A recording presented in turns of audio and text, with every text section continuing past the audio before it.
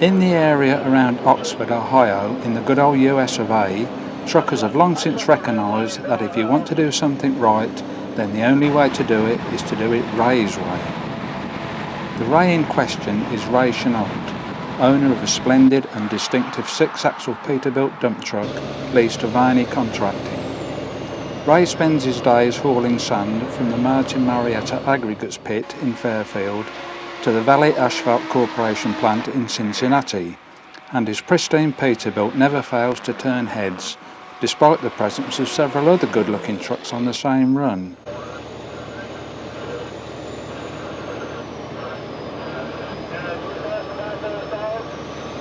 Look good to the pit, driver.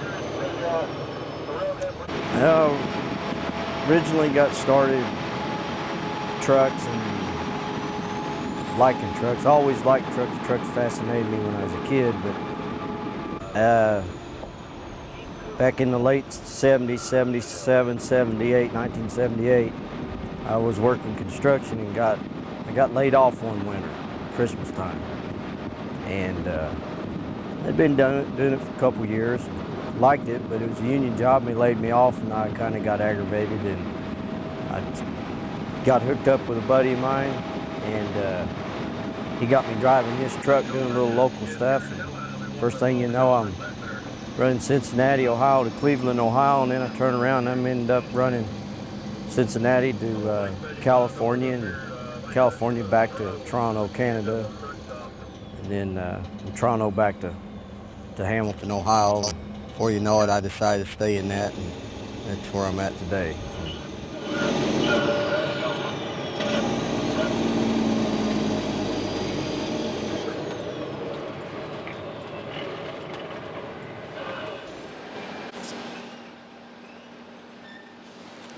The Valley Asphalt plant is a mecca for trucks that can best be described as weird and wonderful. Indeed, even this short wheelbase Peterbilt, which once belonged to Ray, has had an additional single-tired axle grafted on.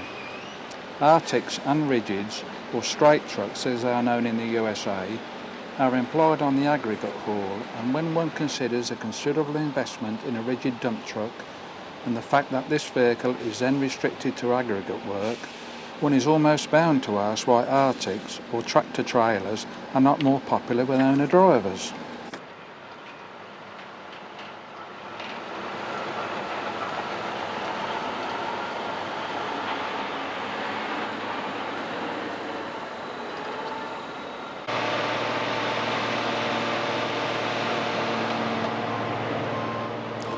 It would appear that common practice is to take long wheelbase 6x4 dump truck chassis from one of the regular truck manufacturers such as Ford, Sterling, Volvo, Kenworth or Peterbilt, and then to have the extra axles added prior to the body being installed.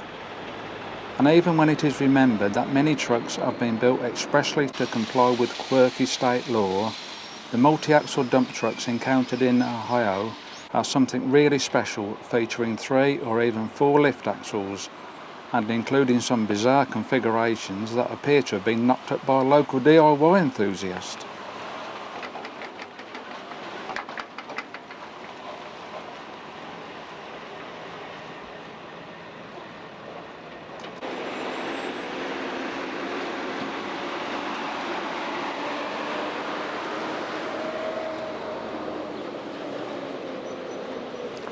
Everything is built to weigh as little as possible, and consequently the trailers are chassis-less and bodywork all lightweight aluminium. But perhaps the most bizarre thing of all is that despite all the axles and the obsession with lightweight materials and construction, the carrying capacity of the 6-axle Ohio dump trucks is far less than in Europe, 70,000 pounds gross being 31.8 metric tons, less weight than that allowed on a British 8x4 tipper. The reason for the multi-axle trucks in the state of Ohio is because of the federal bridge law, which incorporates the scaling of the truck. The more axles, the more you can scale. So the more you can scale and you pay by the ton, the more money you make. So on the drive axles, you scale right at 34,000 for legal load. And each of the tag axles are are about 7,000 a piece. And then when you get to the steering axle with the wide flotation tires, you're allowed to scale 20,000 gross on your steering axle, which gives you right at the total of 70,000 gross for hauling the material in the bed of the truck.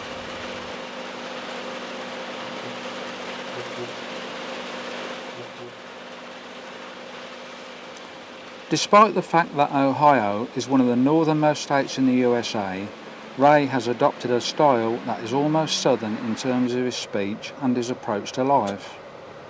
His easygoing attitude is well known in the Oxford area, but beneath that cool exterior is a highly disciplined mind that is always figuring out just what job needs doing next and how it can be done better. An established routine and attention to the small details are Ray's guiding principles. Winters are tough in Ohio State and gravel hauling is a seasonal occupation. So in the summer months, truckers try to make up their earnings by working long hours. And this can mean 2 or 3 a.m. starts and 7 or 8 p.m. finishes.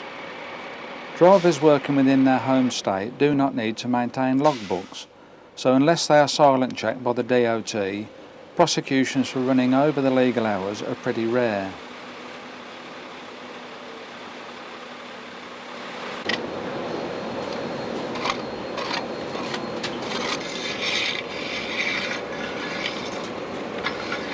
Ray's paperwork too is tidy, like the man himself. His organised mind pays dividends here too, and he recognises that it's no use doing the work if you haven't got the paperwork to back it up. His obsession with Peterbilt started when he was on long haul work, running regularly to California, and when he had the chance to buy his own truck, there was really only one choice as far as he was concerned. His days are spent shuttling between the two plants, and the short hauls and nights in his own bed mean that life is very different to the times when he spent days or even weeks away from home. To most truckers, being home regularly would mean more leisure time, but to Ray it simply means he gets to wash his truck every day.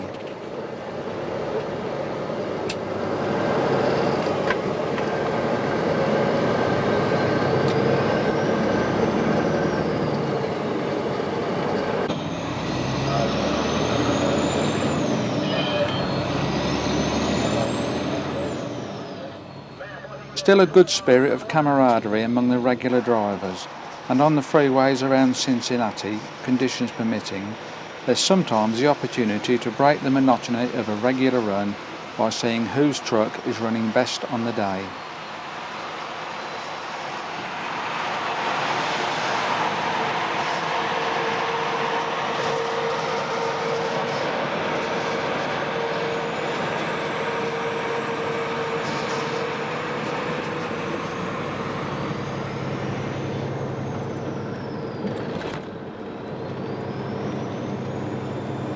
And from whatever angle you see it, the purple Peterbilt is a stunner.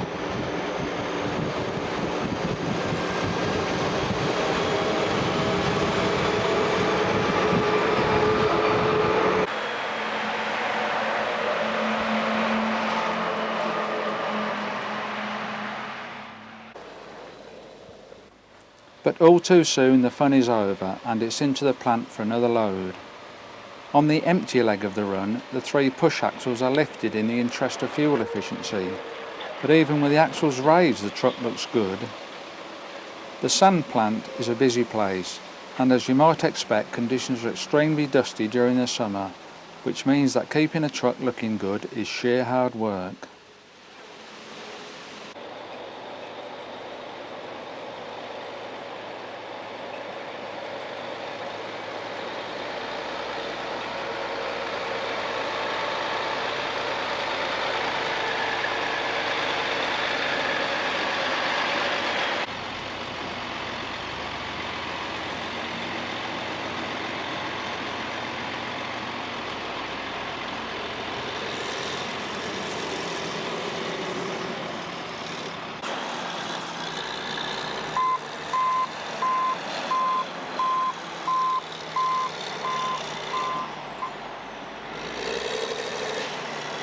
But you can be sure that Ray's truck is always gleaming, and even the loaders show their respect by being especially careful not to touch or damage the gleaming bodywork.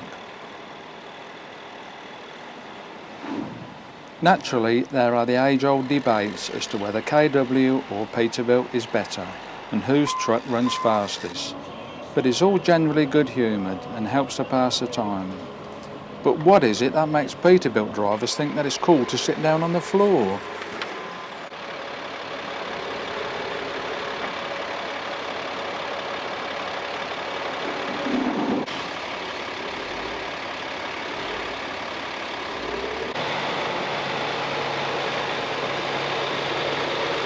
What's right? He will not drive through a mud puddle, will he?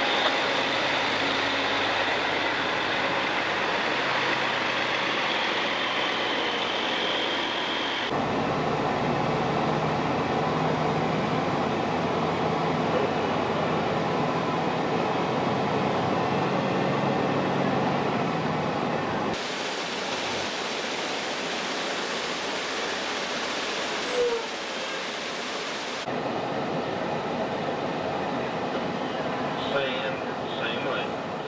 At the scale, evidence of the necessity for lightweight trucks becomes obvious. The gross weight of £70,000 for 6-axle combinations means that payloads are relatively modest. No, I'm surprised they didn't, but I guess they didn't see nothing.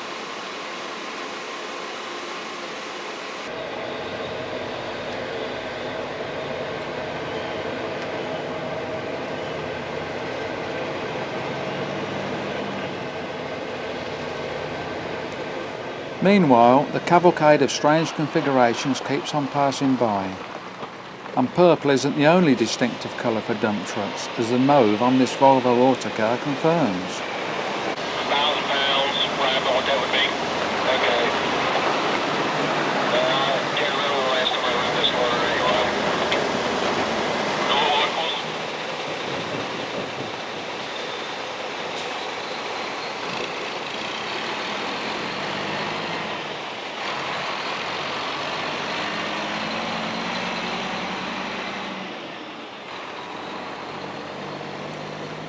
Strangest trucks of all are the front discharge mixers, popular in many regions of the USA and known for their ability to discharge very small amounts of concrete very accurately. This particular example, built by Advanced Engineering of Fort Wayne, Indiana, is typical of the genre and features multi-axle drive and a centrally mounted cab. Anyone fancy driving one? Although all trucks are obliged to exit the plant via the wheel wash, Ray keeps his axles raised and the wheels out of the water, safe in the knowledge that on his truck the wheels will be clean if they don't have to pass through the wash.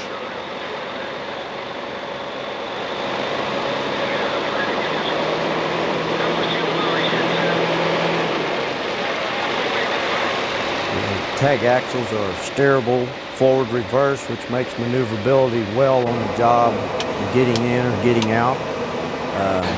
They're air operated up and down from the driver's seat. It's really a pleasure to drive and operate.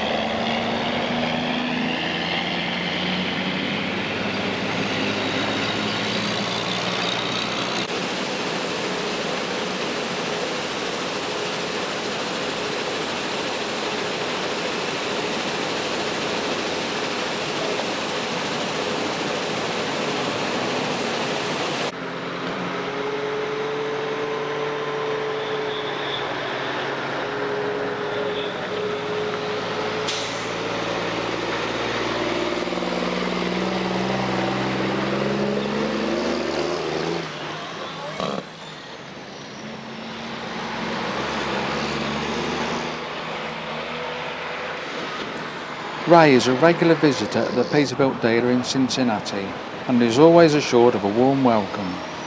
His obsession with the mark is well understood. And after first of New Year's, I went over to the Peterbilt dealer, met up with Kurt LaRue of Peterbilt of Cincinnati and Don Zavosky, and we sat down and drawed up, ordered my truck, and they put it on the computer and sent it to Peterbilt in Nashville, Tennessee, and they ordered me this truck, and Then I went to Tepcoa, Kentucky, where I had the bed built. Went down, visited them people, and had my bed built the way I wanted it while my truck was being manufactured at Peterbilt. And when it come in, we got the bed on, the new electric tarp put on it. Then I went to, took delivery of it April 8th of 1998. Caterpillar powered, catch find engine, one of the best there is in the world, I think. Not one problem with this truck, it's been a good one. During the busy season, it's a case of bailing out of the sack very early. But even a 3 AM start doesn't ensure an early finish. When the work is there, it has to be done. That's the American way, and it's Ray's way. But nothing stays the same for very long. No matter how big yours is, there is always someone that comes along with a bigger one. A case in point is the Volvo VHN model, with not 3 but 4 additional axles, making the configuration an unlikely sounding 14x4. Examples are also appearing from the other main players, and Ray's Shiny Pete is in danger of being eclipsed by 7-axle trucks from the stables of Sterling and KW. And of course, heavier weights are bound to increase the competition.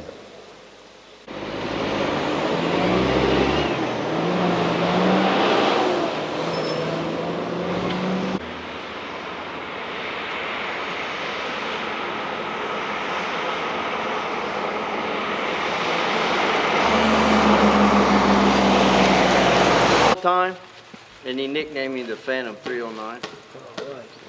My green truck used to be 309. I carried the number over to this one, and then I made Glenn 310.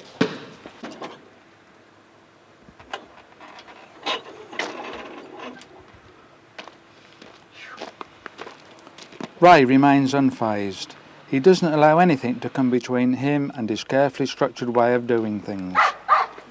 At the end of each day, he cleans the mirrors and windows, checks the oil and tyres, and ensures that his truck and his friend's Ford are ready for another day's work. Third time I've rode this in about 5 years. There's even time for a bit of recreation, although it could be said that one wheel is a bit of a climb down from the 16 on his Peterbilt. And you have to admit that you need to have a good sense of balance in order to juggle everything that Ray does into one 24-hour day.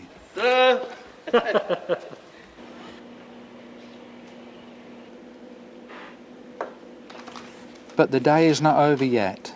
As the saying goes, the job's not finished until the paperwork is done. And as with everything else Ray does, the paperwork is done routinely.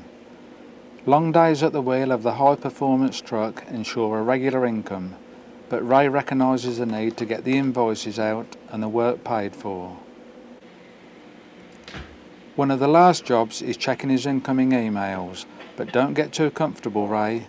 There's still the grass to cut before you can close the garage doors on the 309.